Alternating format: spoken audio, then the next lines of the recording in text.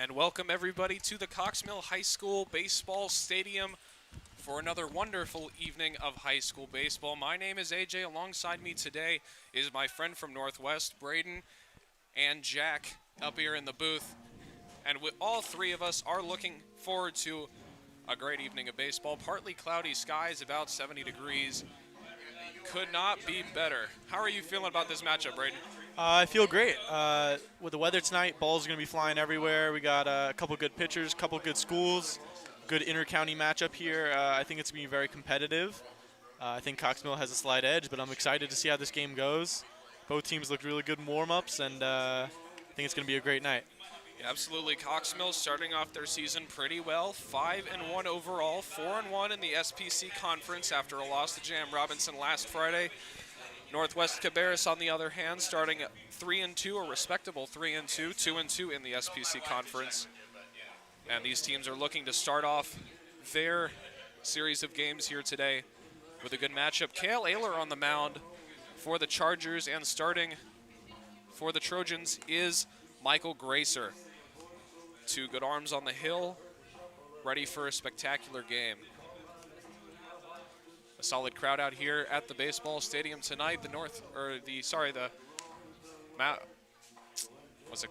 Harris Road Middle School Patriots baseball team came out in support of the Chargers today. Junior varsity played a few minutes ago. The final score of that game was 10-0 in favor of the Chargers. But as warm-ups end here, we'll get you to leading off, number 2, the center fielder, Trenton Gregley. Our first batter of the game, and as you just heard there from our PA announcer, Coach Maroney, our first batter for Northwest Cabarrus is Trenton Gregley.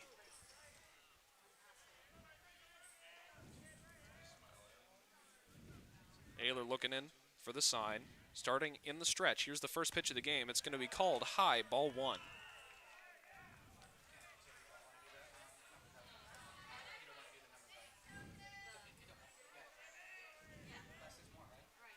Looking in for another one here. And you can see this would be a tough batter for Ayler tonight because he is about 3 inches off the plate. He's really crowding it, so you can see why he's high and outside. You know, he's used to that distance off of him. Yeah, absolutely. Here's the 2-0. Another high one. It'll move to a 3-0 count now. But Cox Mill and Northwest Cabarrus, both teams that like to crowd the plate. They both move themselves as close forward in the box as much as they can to make the pitcher feel very uncomfortable. Here's the 3-0 from Ayler. It's going to miss high and away, and Northwest Cabarrus will have their first base runner of the ball game. Following Grigley up to the plate now, shortstop Caden Grider.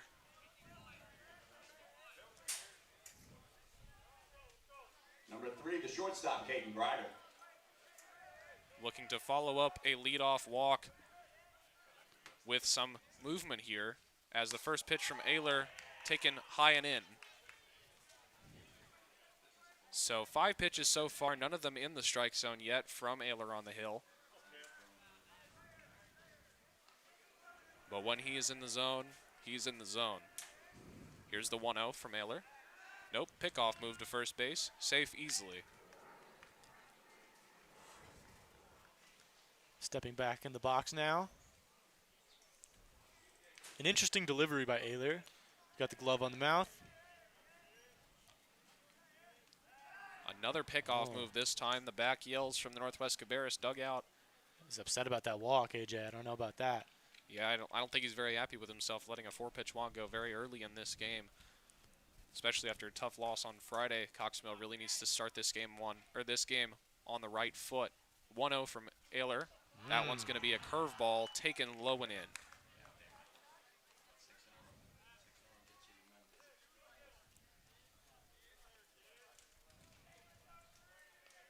Grider taking some practice swings here. Looking over to first base. Here's the pitch. A called strike 1. So we'll have the first strike of the ball game for Ayler. It'll be a 2-1 count now on Grider.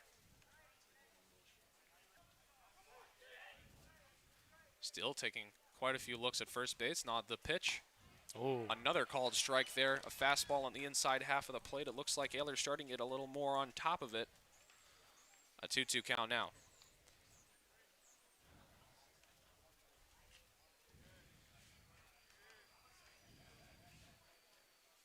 Looks over at first. Another pickoff move from Ayler. None have been close. That's Jack McGowan over at first base receiving these pickoffs. He's done a good job this season of keeping them in front of him. Only notable miss I can remember is when Marty Gare slung one about 80 miles an hour at him and it just rolled under his glove. But here's the 2-2 pitch from Ayler, hopefully for real this time. And a spectacular curveball catches Grider off guard, and that'll be the first out of the inning and the first strikeout of the game for Cale Ayler. Yeah, you can see that one really started outside, came in. He thought it was going to be a ball all the way. He was late on the swing. He had no idea what was coming. So up next to hit for Northwest, Michael Gracer. That one's going to run inside. He's taking out the pitching opposition. Yeah, this is the pitcher's duel, which we see develop early in high school ball. In fact, if I remember correctly, Ayler is also hitting in the first three batters of the Cox Mill lineup.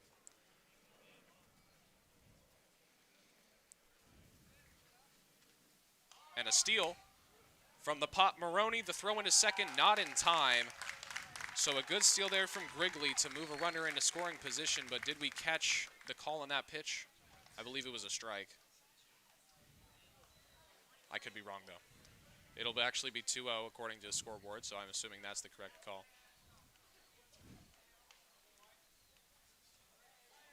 But it is a runner on second now with a 2-0 count. And a hard knock to left center field. He's going to be waved around. Left fielder for Cox Mill is going to have a play on it. The throw into the plate, not in time. So Northwest Cabarrus will start off the game very well for their liking. And that's an RBI single for the pitcher, Michael Gracer. Talk about making them pay for that walk, huh?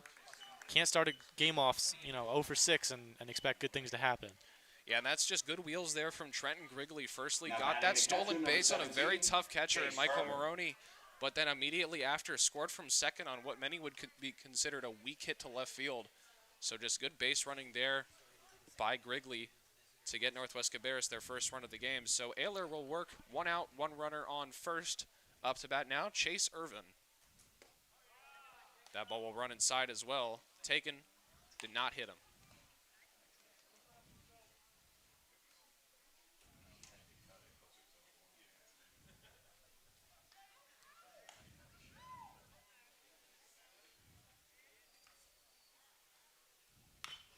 That one's going to foul right back to the on-deck circle, so we'll move to a 1 even, 1 apiece. A very good number of fans traveled out here for the game today. Grandstands appear full to regular capacity, let alone COVID capacity, but according to Governor Cooper's regulations, those capacities don't particularly matter anymore. We're back up full, and that's a good hit down the left field line, and that'll be a big chance for Northwest Cabarrus, and he's getting stopped at third base.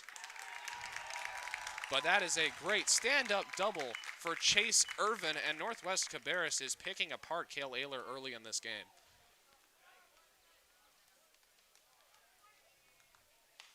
And that's going to be a pinch runner for the pitcher out there to run, number 12, Cade Platt. Now batting number 11, Michael Specht. Hitting in the 5 hole for Northwest Cabarrus, Michael Specht. He is the second baseman.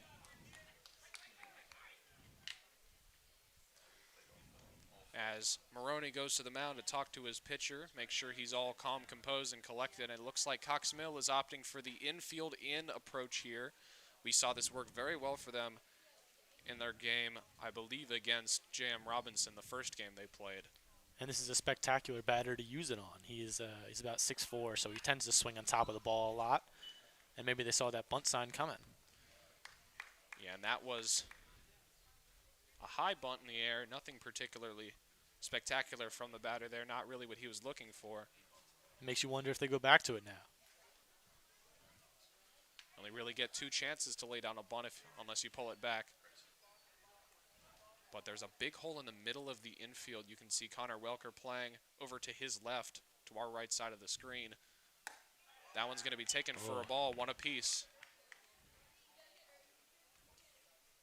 This infield formation is very risky because if you get one hit right at you, it's an out and no run. But if it's hit a little too hard, that's 2 scored immediately. And here's the pitch from Ayler. That one will also be high, a 2-1 count now.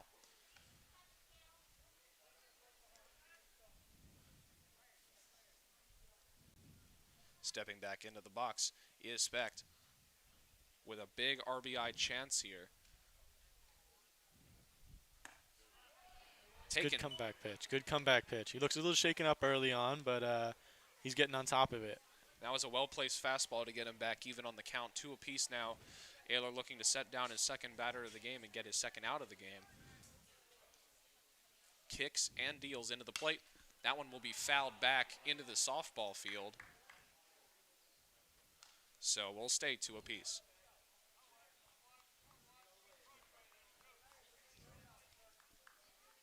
But most teams tend to have that speedster that they use for their pitcher and catcher pinch runner. Cade Platt appearing to be that guy for Northwest as he takes a big lead off of second base. Here's the pitch from Ayler. That one's going to go high in the sky. It will definitely be called an infield fly.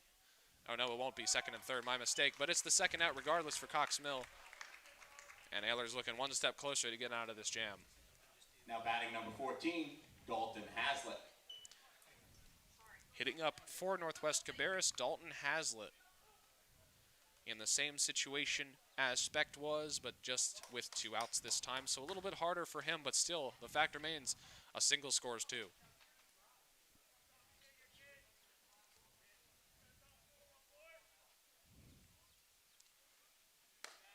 First pitch from Miller and the new batter, high, ball 1.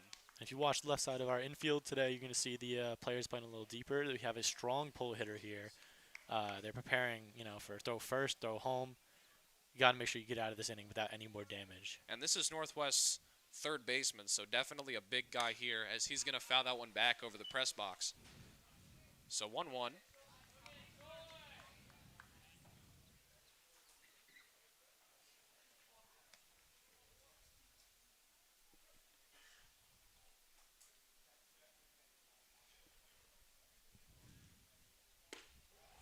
Oh, good comeback pitch from Ayler.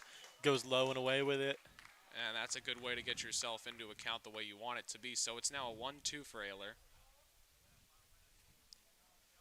Here comes the pitch. And that one's high up. Oh, might be playable. It's going to be in the dugout. Oh, no, it won't be. Just missed. What a catch. Oh, did he catch that ball? What a catch. Michael Maroney with a grab. My goodness, as he goes back to retrieve his kick save and a beaut. Catcher's helmet.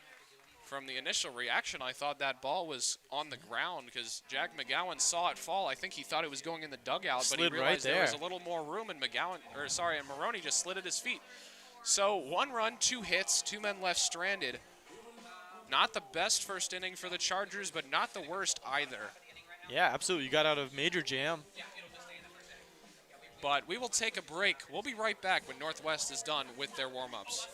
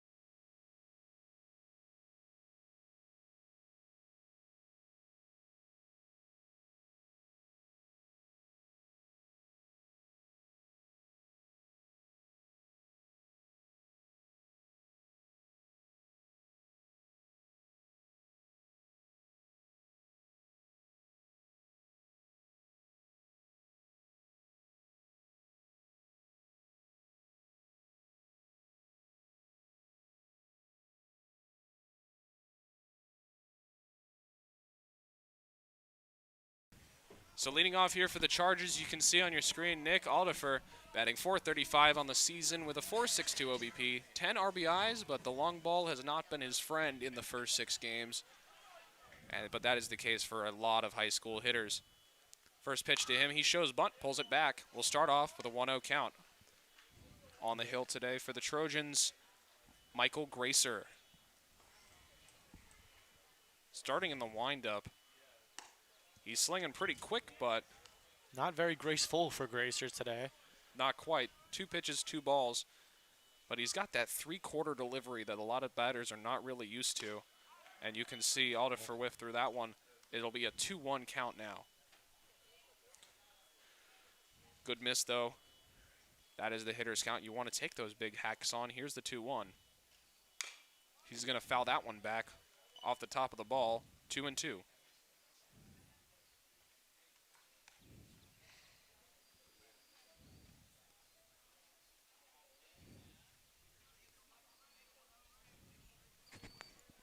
During the safety, cue up the next guy's card. So the 2-2. Take one way high and way in, so we'll go to a full count for Aldifer. Already using up 5 pitches. And this is how you work in at bat. Now poke a single in right field. And he's going to poke one towards Foul. the Northwest Cabarrus on deck circle. So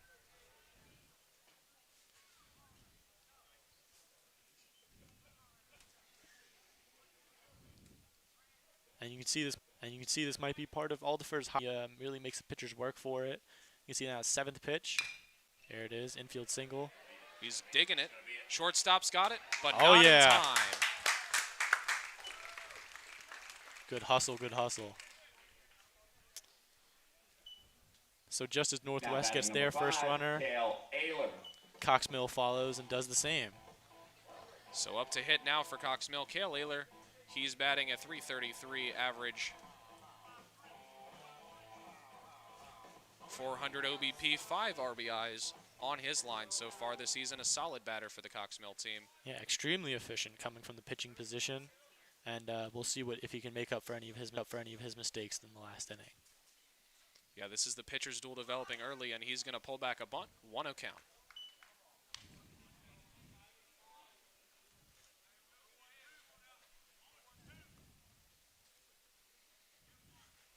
So both teams have had a start-off base runner. Cox Mill allowed the walk, but now scored the single, and Ayler's going to get a dribbler. That's almost a perfect swinging bunt, and that'll be Cox Mill's second consecutive infield single to start off this game.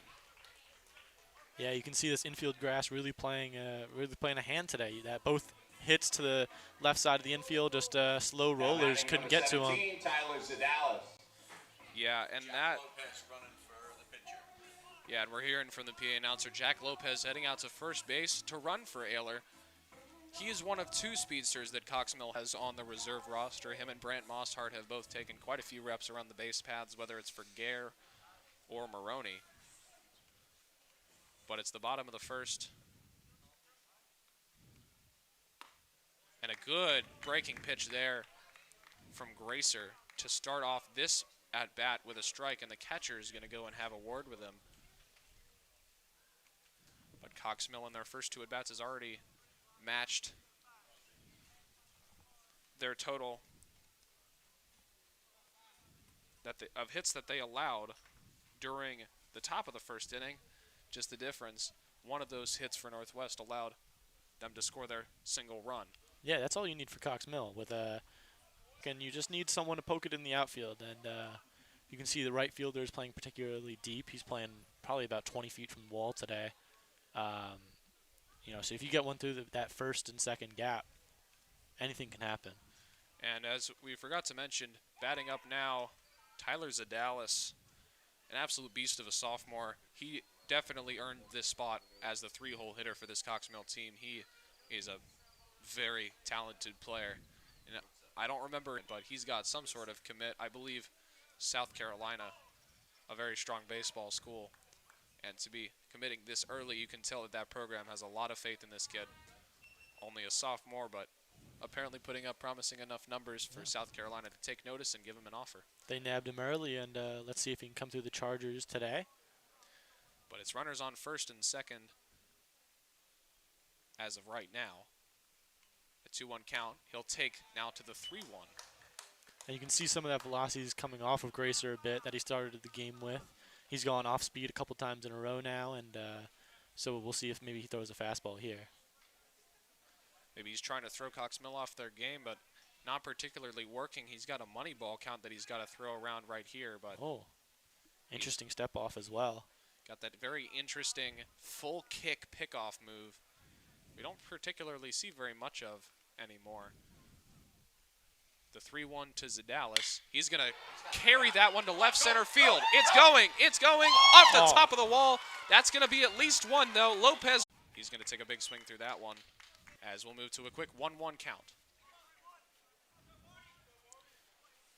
But Marty's got that big commitment to UNC Wilmington, and whenever he's pitching, we have scouts here keeping an eye on his pitching because the boy can throw. He can hit hard, but he can also throw. He's sitting at a 1-2 count now, though. Yeah, and speaking of things that are big, you can talk about size. I mean, he's taller than the pitcher, even though he's on the mound. Absolutely, he's a beast as he swings through one there. And that's a good strikeout there from Gracer. Yeah, it's a way to come back after a double, but now batting number 9, Jack McGowan. And Jack McGowan, here's the cleanup hitter when Marty's pitching. He's again another huge guy and another huge bat. He hit the home run basically to the left field scoreboard a few games ago here against J.M. Robinson, and he's going to take a strike one. So Gracer here trying to get those first pitch strikes on his side. Those can make all the difference in approaching ABs. Runner in scoring position for McGowan. He's going to take a ball outside.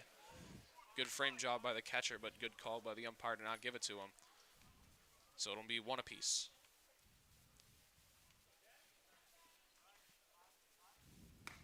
Takes a heater down the middle, 1-2. Looked like he was expecting something off speed and out of the zone there, but a good pitch from Gracer to bring him one more strike away from getting to 2 outs. Regardless, Zadalis still sits at second awaiting a knock into the outfield as he's going to get the same pickoff move we saw a few batters ago. Yeah, that full leg extension on that pickoff move kind of lets everybody know what's going on, but it can be effective if you're not paying attention, you don't see it coming. Absolutely. Here at the end of 1, the Chargers lead it 2-1. We'll be right back after the Chargers warm-ups. You're listening to High School Baseball on the Cox Mill Sports Network.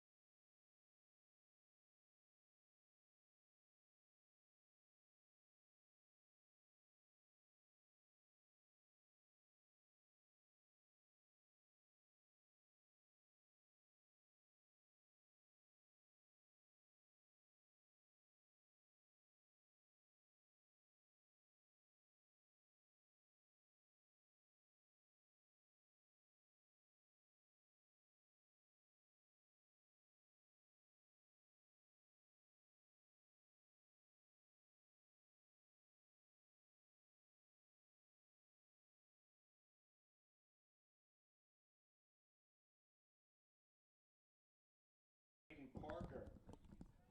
We welcome you back to the Cox Mill High School Baseball Stadium. Leading off for the Northwest Cabarrus Trojans, Caden Parker, number 7 in left field. He's also the 7-hole hitter in position number 7. So 7's across the board for this guy. Yeah, let's see if we can provide some luck for him. And so far it does as he looks at ball 1 low and inside. So Cale Ayler probably breathing a little nicer than he was last inning as he's kind of not on his back feet anymore. currently the winning pitcher this game, as that's a great changeup there. Yeah, and it's always nice to know when you make a mistake that your offense is going to have your back, and he was actually a big part of that. So it's good to see, and as he winds up for the third pitch now. A good low fastball is going to get the call there. It'll move to 1-2. But you can definitely tell Ayler feels a lot more confident there now that his team has the lead.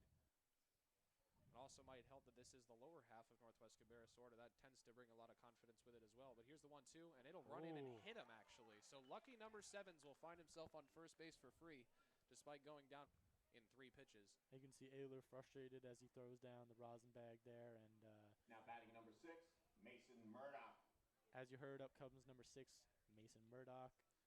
And he's just massive. But he moved across the diamond. He used to play third base, and now he's playing over at first. And we'll see how he goes here. Another tall kid. Lots of tall kids in baseball, especially in this game. We saw McGowan, Gare, and now Murdoch. And that's a hit and run. That's an out at shortstop, and it's going to be an easy double play for Cox Mill. A great play. And you can see Parker kind of limping off. It looks like he stepped on second wrong there, but had no chance of getting back at first. And that was just a great play out there at shortstop for Nick Aldifer to just make the easy catch and to take his time to throw it to first, as he had 90 feet to get the ball over there safely. So it'll be a quick 2 outs now for the 9-hole, Weston Smith, as he's going to take a pitch there that ran in and nearly hit him in the feet, as Grigley is going to run over and grab that ball. But it's a quick 1-0.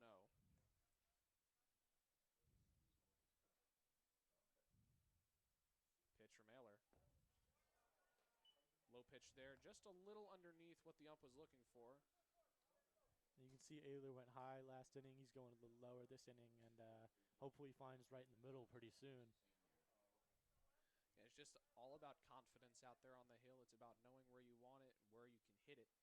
And that's a good pitch there on the bottom half of the zone, a 2-1 count now.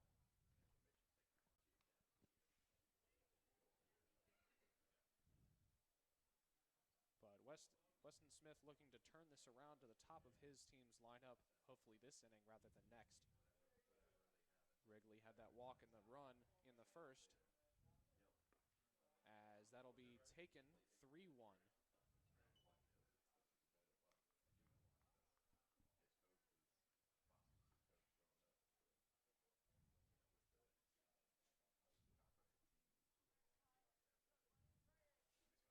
Ayler looking in, looking to even it up, and that'll be a hit to shortstop or third base, a play for Zadalis, and that's an out. A good play and a good inning for Cox Mill. They held Northwest Cabarrus to no hits, 1 hit by pitch, but he was caught out on the double play. So we'll bring you back the bottom of the second in just a few moments. You're listening to High School Baseball on the Cox Mill Sports Network.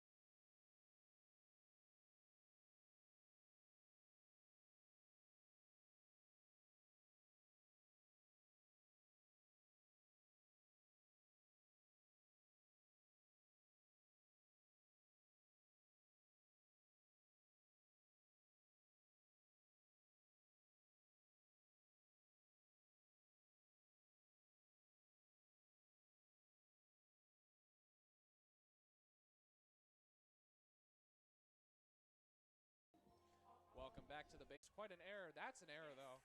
So Connor Welker will make his way to first base as he sends the drip to the dugout. But what were you trying to say, David?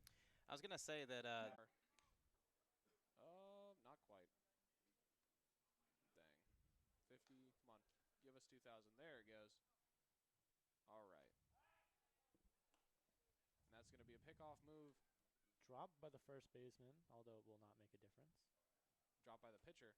Apologies if you are having connection issues. That is an issue on our end. Unfortunately, our Verizon wireless hotspot is not 100% efficient and does not work 100% of the time, so we'll have occasional dips and downs. But we're back. Maroney's up to bat. It's a 2-1 count. He's going to take a strike called, and there's a steal from Welker, and he's in there.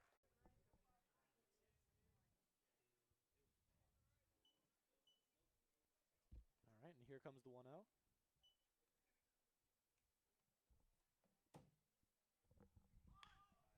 Nice bunt down the left side. See if you can put those wheels. He's got to be out there. Good call from the first base umpire. And a good play by the third baseman out there for Northwest Cabarrus.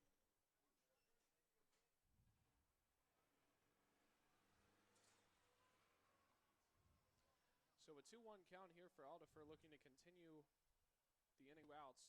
He's going to take a strike on the outside half of the plate there. Umpire was a little generous with that call, but it's still within the ballpark, so I'd say that's a fair assertion there. So 2-2 for Aldifer. Takes one on the outside, now full count. And you can see an interesting approach to the plate here for Aldifer. He keeps the bat on the shoulder until the delivery.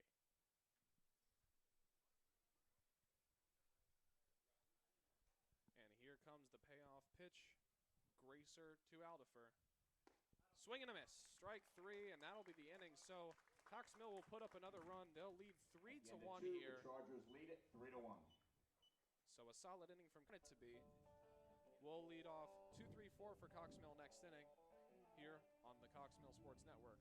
We'll be back for the top of the third.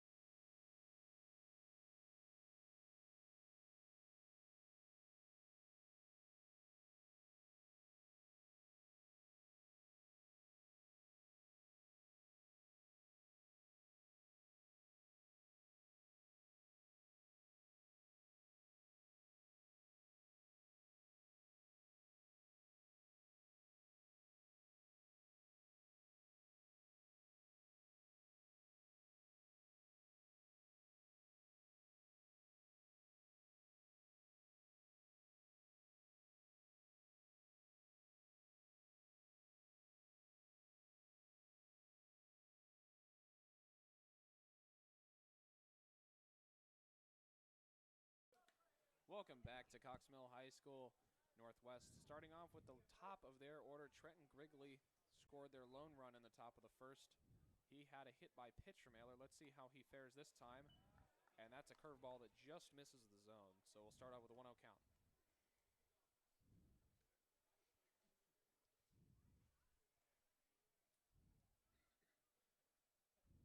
And that pitch from Ayler is low.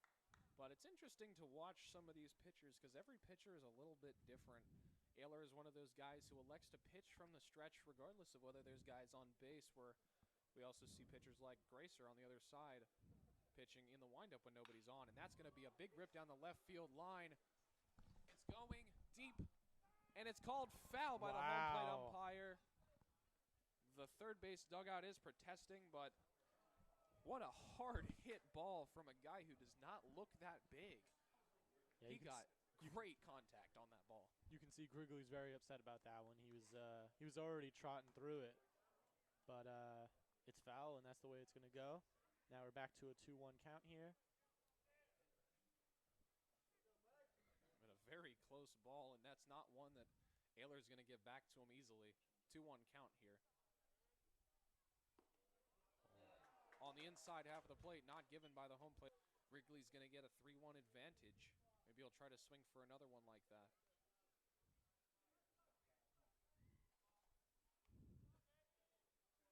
Big start off a big rally with the top of their order like they did in the first inning. And he's going to get sent to first base on balls. He's going to sprint over to one, keeping an eye on Maroney to make sure he gets that ball in time, because otherwise he would take second for free. So another base Now runner, batting number 3. not necessarily Caden by the hit Ryder. by pitch like we saw in the top of the first, but a base runner without contact for Northwest to start off the third here. Up now, Caden Grider.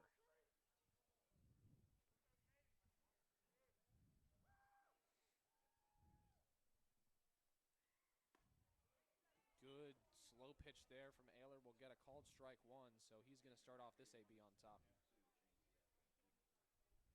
But this is, cellular service is a very interesting thing. We tried out putting our hotspot in many different places, but we found that the way that it's the most consistent is sitting on top of a paper towel roll on the other side of the press box. So These are the things we do for you guys. that's how it is. That's how it'll be until it stops working. So we've got you with an 0-1 count for Grider. If anyone wants to bring us a taller paper towel roll, this is your call to do so. Absolutely, but another pickoff. That's the second pickoff. We didn't mention the first one, but neither have been successful or very close to, so more so just a symbol to stay close to the base, will you? Looking in for the sign. Grider standing ready to swing. Here's the 0-1. Not this time. Another pickoff, the third consecutive move, and it looks like Michael Maroney's going to go out there and have a word with his pitcher. Make sure everything is okay between the ears.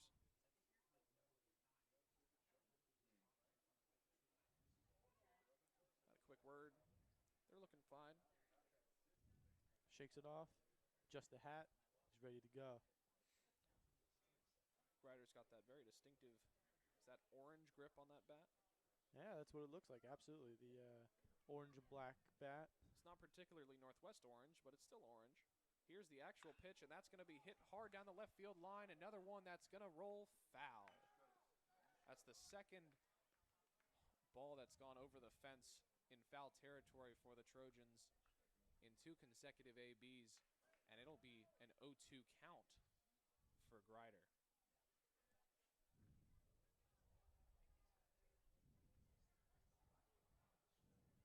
So it's a 2-run deficit here for Northwest. They're not out of striking distance, especially not in the mid stages of this one, only in the third inning. And another pickoff move from Ayler. Looks like he just really wants Trenton Grigley to make that jersey go through 2 wash cycles instead of 1 tonight.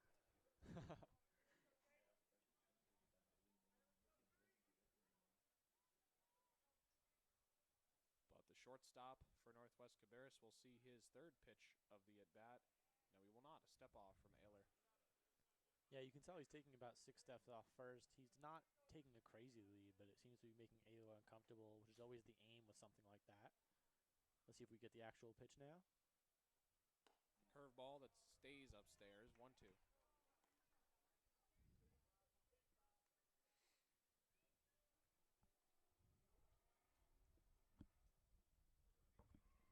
But both dugouts are really on their fences, making sure that the boys out there on the field are having the adequate support that they deserve to try to get this rally going for whichever side you're rooting for. And that's going to be a big swing and a big miss.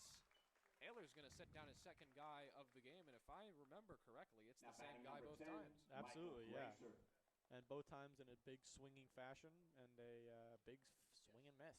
Now, it's possible it was Gracer the first time. It was either the second or third batter for Northwest. Ayler set down the first time.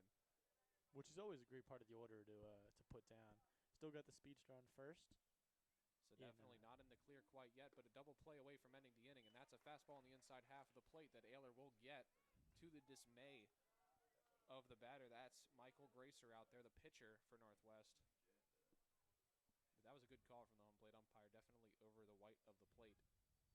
0-1. And that's a running. And that's a hit and run to the shortstop. He's got to play it first. And he misses the scoop. That's McGowan. And you can So see Grigley's going to round third. He's running for it. And the umpire is calling time. I'm not sure what's going on here. We'll see in just a moment what's happening. Looks like the umpire is pointing people back to bases. Looks like the ball may have been dead.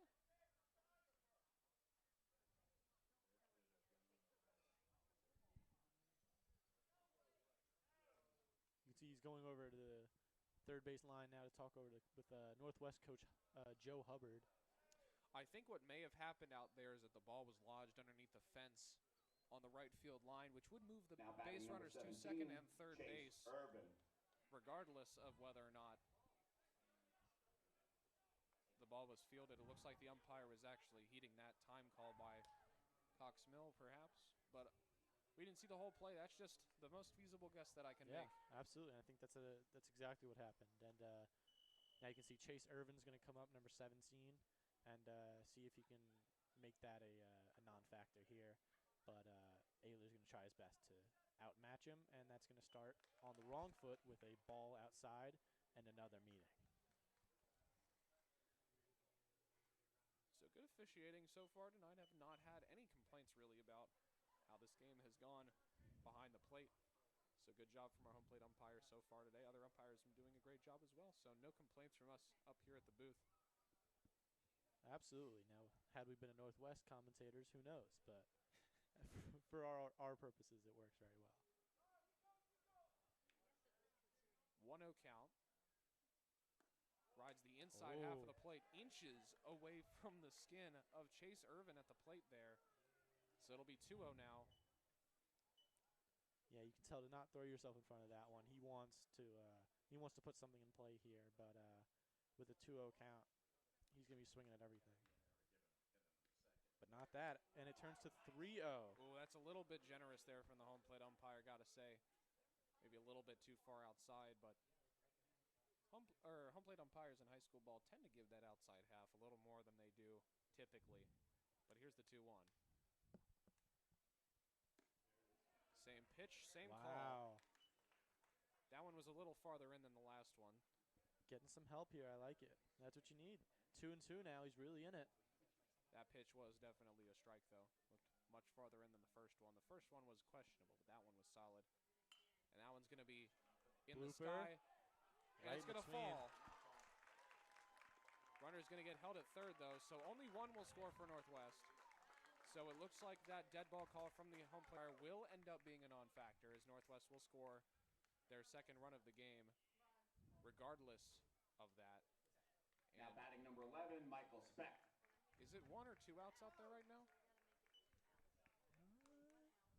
I believe it's only 1 out. Yeah, so scoreboard is having some issues there. They figured it out. Good for them. There they go. So runners on the corners now. Continued opportunities for Northwest to even this game out. And up to hit now, Michael Specht.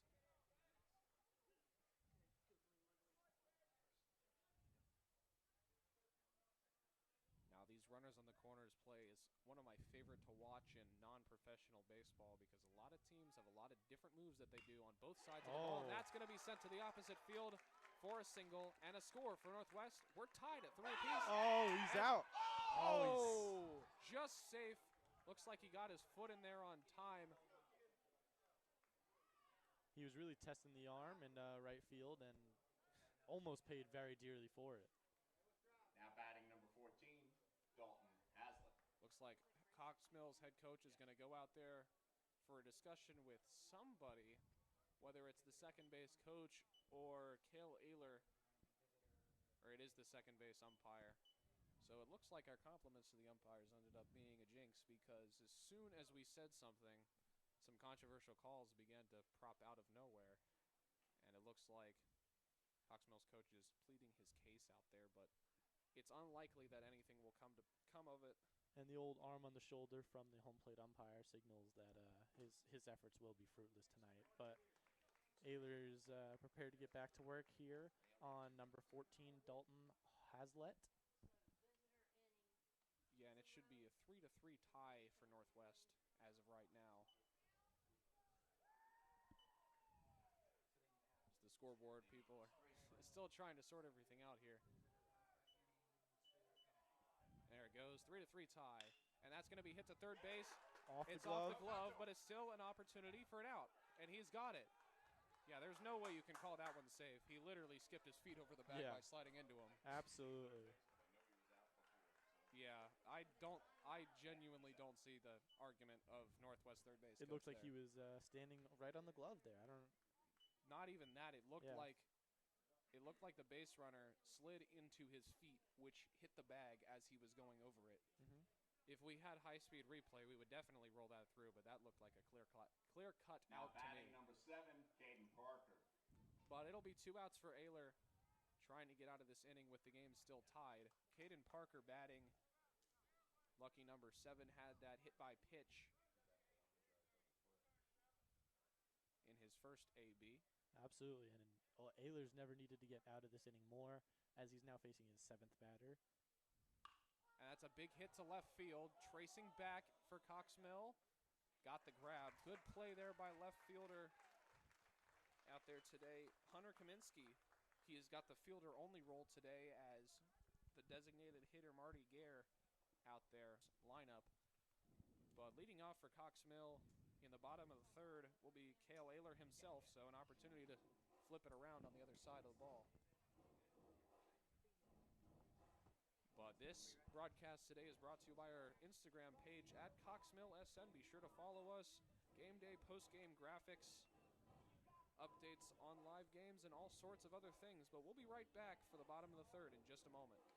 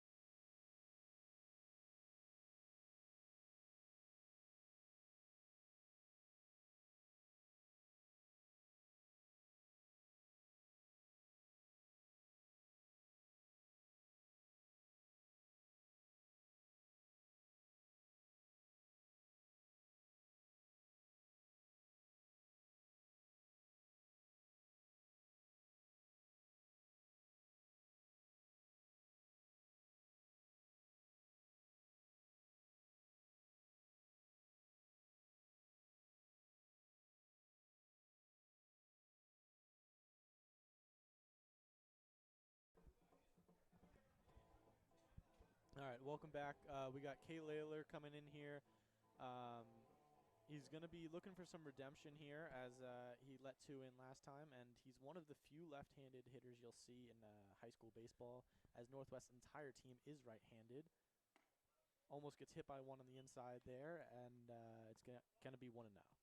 But, you know, I got to say, once you get past 12U where you get hit all the time, being a left-handed batter seems like it's a pretty nice luxury, and that one's going to sail a little bit foul.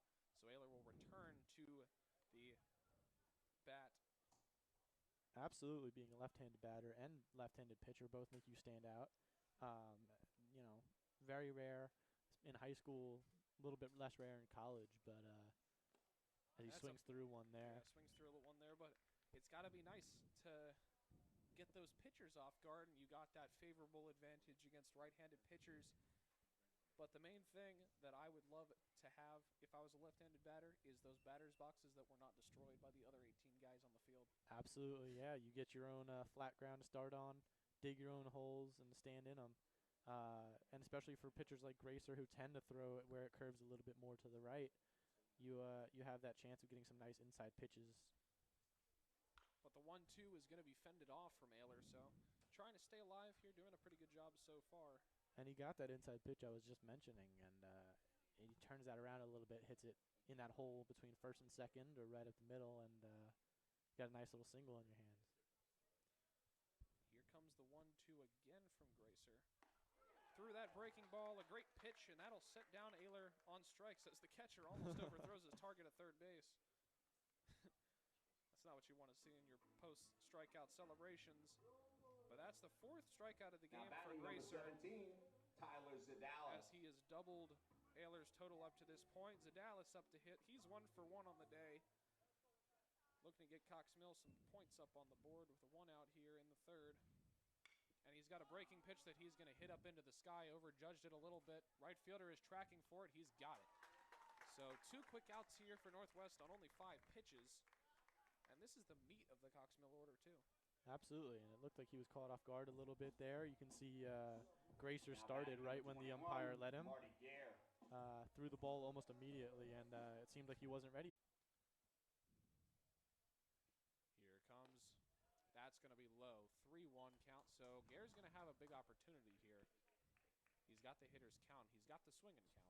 Absolutely. Anything in oh, and you can see Gracer wanted to do it again, wanted to pitch right when the batter stepped in the box, but got called off of it.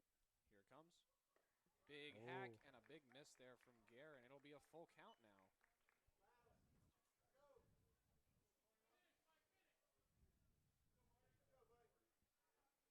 So here it comes, the payoff pitch with 2 outs. And he's going to get the call on the inside half of the plate. And a great inning pitched by Gracer.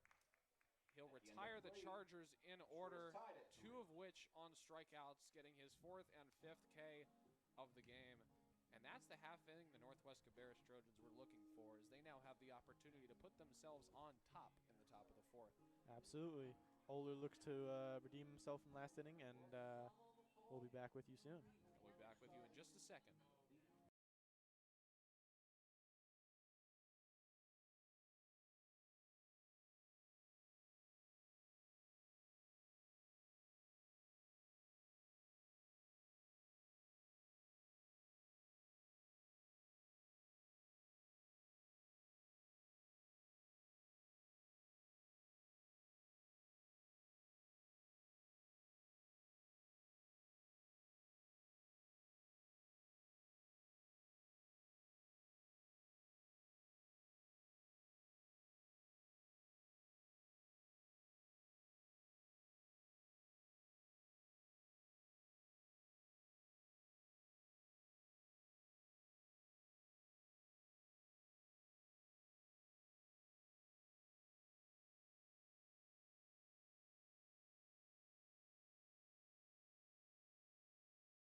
Number 6, Mason Murdoch.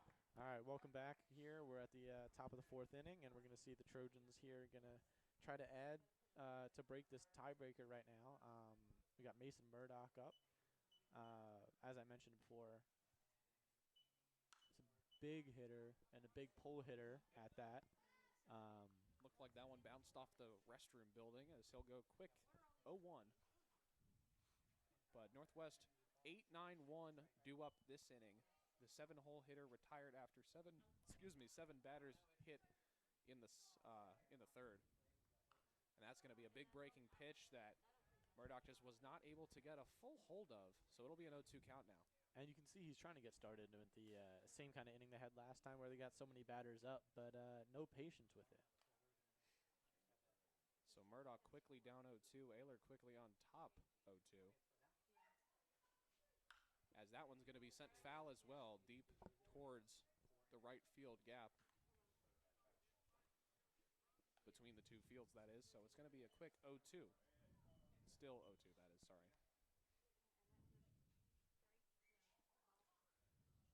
So Murdoch looking at an 0-2 count again, as I've said a handful of times already, as he's going to hit that one down the third base line. A play for Zadalis. He's going to bobble it, and that'll be a runner for Northwest Cabarrus. So just came in a little too hot there for Zadalis at third base, and Northwest is going to have another leadoff base runner. That's been their story of this game. Weston Smith. They get those batters on to start off the inning. The innings tend to go their way more so than they would otherwise. Only exception being that inning with the double play. Absolutely, yeah, and that's one of the dangers with having someone like Murdoch on first and no pinch runner for him, is that the double play is very likely. Showing bunt here, and it's going to go right back onto the fingertips of Michael Maroney behind the plate, so an 0-1 count.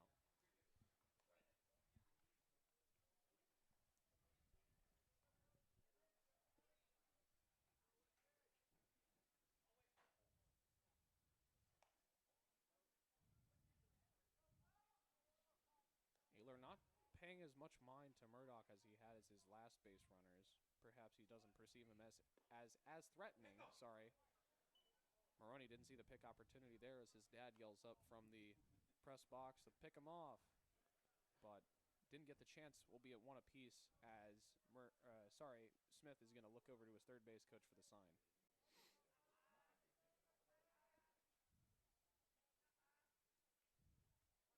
So the 1-1. No bunt that time. It's going to be in the dirt, 2-1.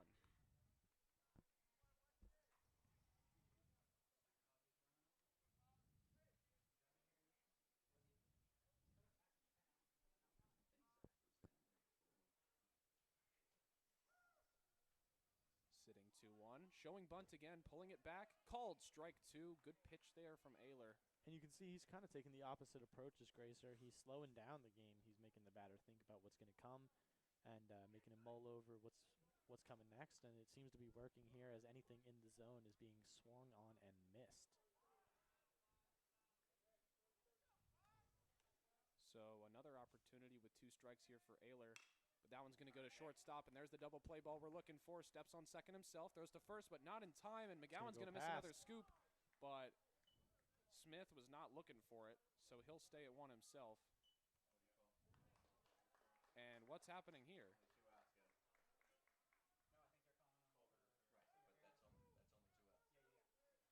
What? Did he call runner's interference? I think that might be the case.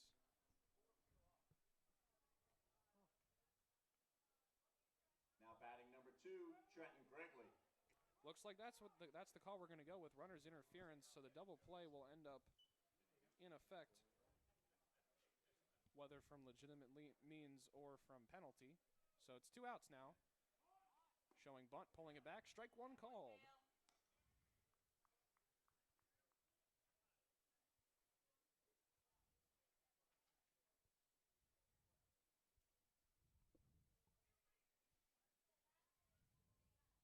Curveball there, taken on the top side, 1-1.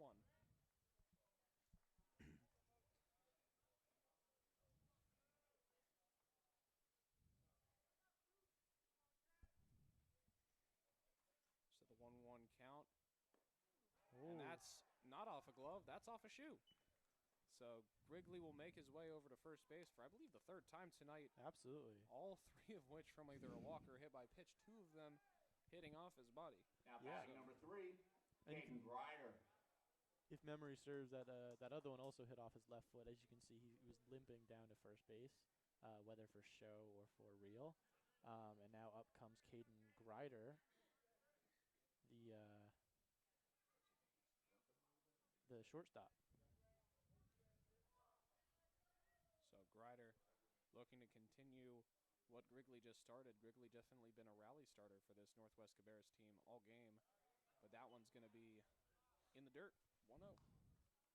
And a good stop by Maroney there. He looks like he might have had a couple straps come undone, but saved the quick Grigley getting to second there.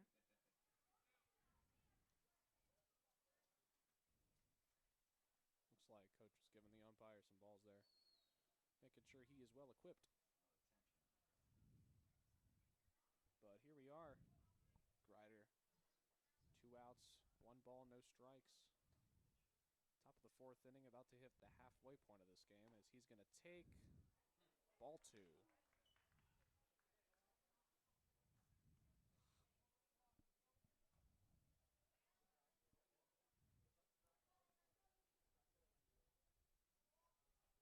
So here comes the 2-0 pitch from Ayler to Grider.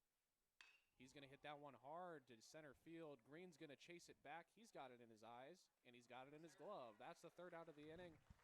So the Trojans get 2 men on base. Neither will come around to score. One was stranded on first, but we stay at 3 apiece. Cox Mill has the chance to take the advantage. We hit the halfway point of this game, tied at 3 apiece. We'll see you in the bottom of the 4th.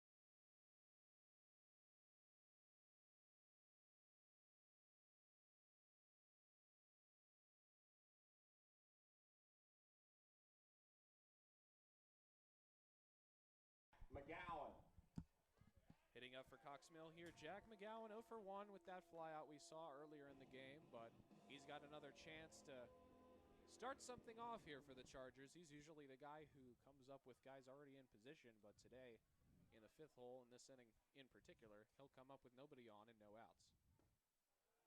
He'll take a ball to start off his AB. And we'll see if he can get a little taste of whatever Grigley's drinking and start a rally going for the Chargers here. He would, however, prefer to not have it come off a hit by pitch. I wouldn't particularly want to get hit by a Gracer's fastball.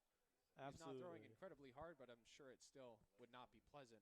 But after that foul tip, it's 1 apiece for this AB. As he swings through what looked to be a changeup out there. So it'll be 1-2 now to the advantage of Gracer. Calls time back to the home plate umpire. Yells from the Cox Mill dugout, trying to get their guy rallied. Here comes the 1-2. Hits that one hard to left field. It'll drop. That's over the left fielder's head. McGowan's going to round first. He'll have an easy stand-up double, but nothing more. But that's a spectacular way to start off the inning for Cox Mill. As Kyle Castle will come up today. Or will come up to hit now. He's 0 for 1 on the day, but last game against J.M. Robinson, he was the rally guy. He caused the rallies that scored both of Cox Mill's runs in that loss last week. Hoping to do something similar here today.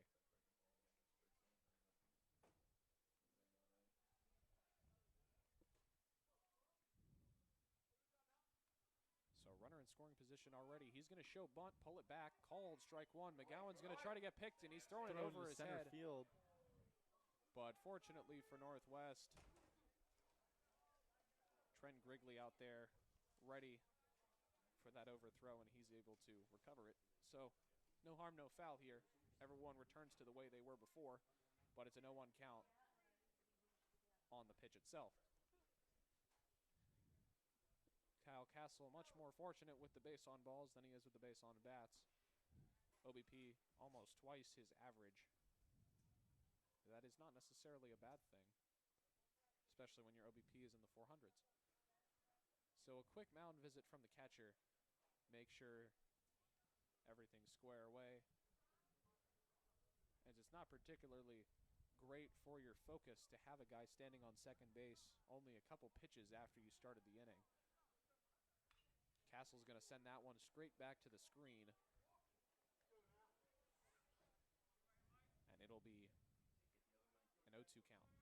Go with it, Kyle.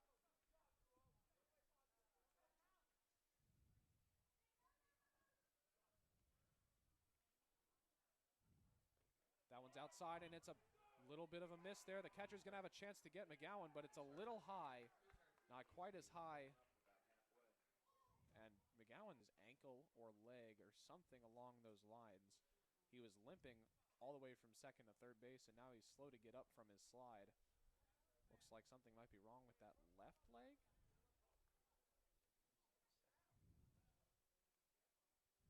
It's only the first baseman, so running is not particularly his forte.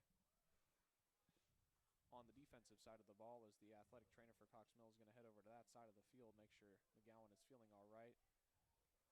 So it looks like coach is going to head over to the umpire to have a few words with him. Well, it looks like you're going to Yeah, we're going to see a substitution here. I think it's going to actually, is that? That is going to be Bryce. That is Bryce Atolsky out there. I thought I recognized that running style. So it looks like McGowan is unfortunately going to have to come out of the game. Whether high school rules with injuries allow substitutions back in is a question that I don't know the answer to. Yeah. So we'll see whether McGowan is out for good, but Atolsky is in his spot on third base right now. And knowing Bryce, he would be a pretty solid addition to the first base position. So Bryce thrown into the fire here. He's got a shot at third base to try to poke one, or to try to score a run for Cox Mill, whereas Kyle Castle trying to poke that one across. And you can see infield in here. They're thinking bunt based on his last couple at bats here, but it's a good time to just put one right over the infielders. Tie ball game, so anything goes here, and he's going to swing through it. got him on the past third strike. So Connor Welker coming up to the plate now. If I remember correctly, Connor Welker. he had that infield single, didn't he? I believe so, yeah. He is 1 for 1 today. It was an error. Yeah, we'll count that as an error. So Connor Welker will come up to the plate with nothing on his line for the day, but a runner on third, an opportunity to make his line a +1. He's showing bunt, but he misses it. So it'll start out as an 0-1 count for Connor Welker.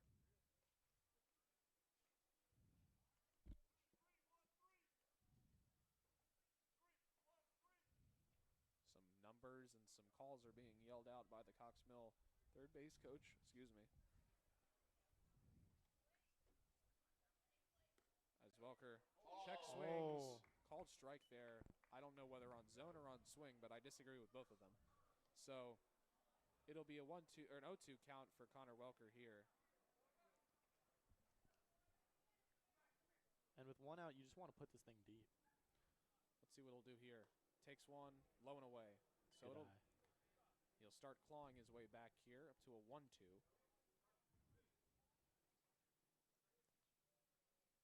And you can see Gracer's taking a little bit more time. He's slowing down the tempo as opposed to what he did earlier. That's going to be fouled back by Welker, way to stay alive. But when you see these pitchers pitching with these very, very slow windups with runners on third base, it just really makes me want to steal home. And Bryce would be an electric enough guy to do it. And that's a great breaking pitch there. Just fell out of the zone. And Now batting number 8. unfortunately for Cox Mill, that's 2 consecutive outs on strikeout. So that's 6 and 7. It was a strikeout, drop third strike, throw to first. So 7 strikeouts in 4 innings for Gracer, a solid outing up to this point. That pitch is way too hard. It goes past the glove, and it's going to be a slide at the plate. He's safe. Cox Mill takes the lead. We apologize if the yells were a little loud there.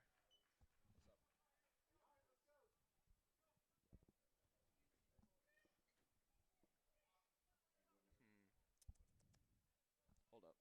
That might be an issue.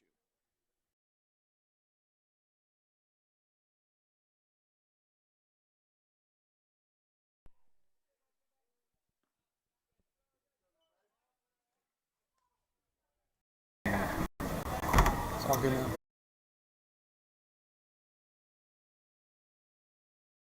And hopefully we're back for good. Let me just...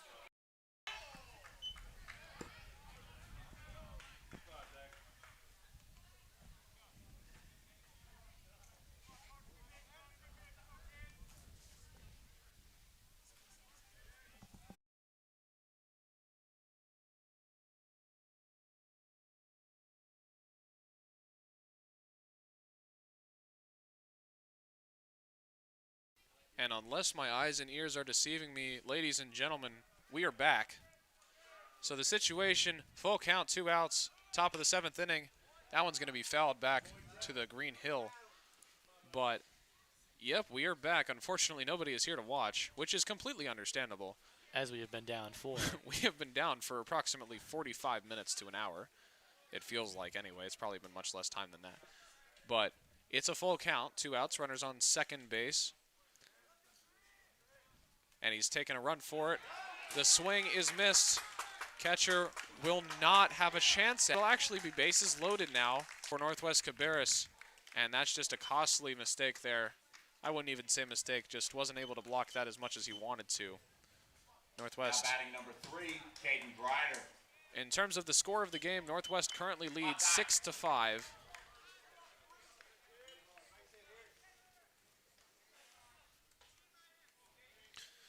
Cox Mill had a rally going. They scored 1 last inning, but were not able to convert it into